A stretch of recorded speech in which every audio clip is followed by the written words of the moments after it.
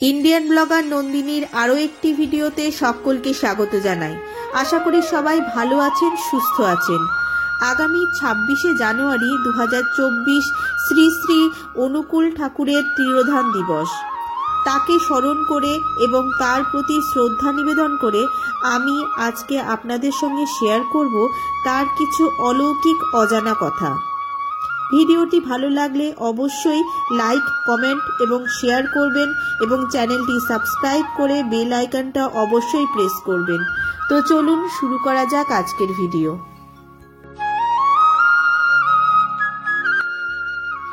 সময়টা ছিল বৈশাখ মাস। দেওঘর ধামের সৎসঙ্গে সেদিন ছিল কোনো এক উৎসবের সমারোহ।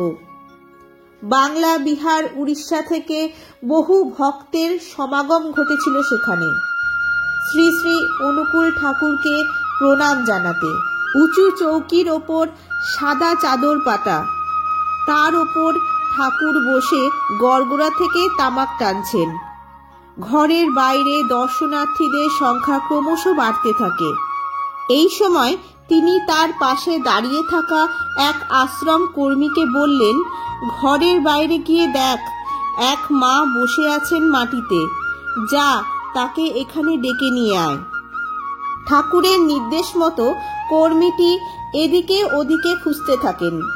কোথায় সে বসে থাকা মা? সবাই তো দাঁড়িয়ে আছেন।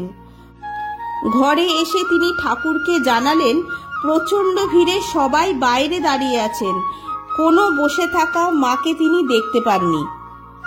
একটু হেসে ঠাকুর বললেন, ওই যে ওই দিকে গিয়ে দেখ, তাকে ঠিক খুঁজে পাবি। যেদিকে আঙ্গুল তুলে ঠাকুর দেখিয়ে দিলেন, ঠিক সেই দিকেই চললেন আশ্রম কর্মী। এবার সেই বসে থাকা মাকে দেখতে পাওয়া গেল। একান্তে সকলের আড়ালে তিনি ধ্যান করছেন। দু চোখের কোল দিয়ে ঝরে পড়ছে জলের ধারা। কর্মীটি তখন তাকে বললেন, মা, আপনাকে ঠাকুর ডাকছেন, চলুন উনার কাছে। ধীরে ধীরে মায়ের চোখ খুলে গেল। আনন্দে উচ্ছ্বাসে তিনি বলে উঠলেন, আমার ঠাকুর আমাকে ডাকছেন। কর্মীটি মাকে বললেন, তিনি যে অন্তর্যামী, ডাকার মতো ডাকলে প্রাণের দেবতাও ঠিক সাড়া দেন। একবার কয়েকজন পার্শ্বদের সঙ্গে শ্রী শ্রী ঠাকুর অনুকূলচন্দ্র কোথাও যাচ্ছিলেন। পথে যেতে যেতে অশ্বদের গতিবেগ বাড়ানোর জন্য গাড়োয়ান তাদের পিঠে জোরে চাবুক মারে। যে চাবুকের শব্দে কাতর হয়ে অনুকূলচন্দ্র চিৎকার করে চলন্ত গাড়ি থেকে লাফিয়ে মাটিতে পড়ে গেলেন।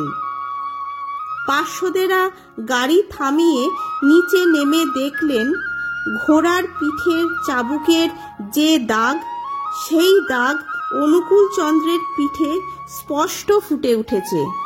এই রকম আশ্চর্য ঘটনা কেউ কখনো দেখেনি। কেউ কখনো গাছের পাতা ছিঁড়লে বা ডালপালা কাটলে তা দেখে যন্ত্রণায় ছটপট করতেন অনুকূলচন্দ্র। এইভাবে দেখা যায়, শুধু মানুষ বা জীব নয়, প্রকৃতি জগতের যে কোনো বস্তুর সঙ্গে তিনি ছিলেন একাত্ম। আজকের ভিডিওটি যদি ভালো লেগে থাকে তাহলে অবশ্যই লাইক, কমেন্ট এবং শেয়ার করবেন। সবাই খুব ভালো থাকবেন, সুস্থ থাকবেন। দেখা হচ্ছে আবার পরবর্তী ভিডিওতে। জয় গুরু।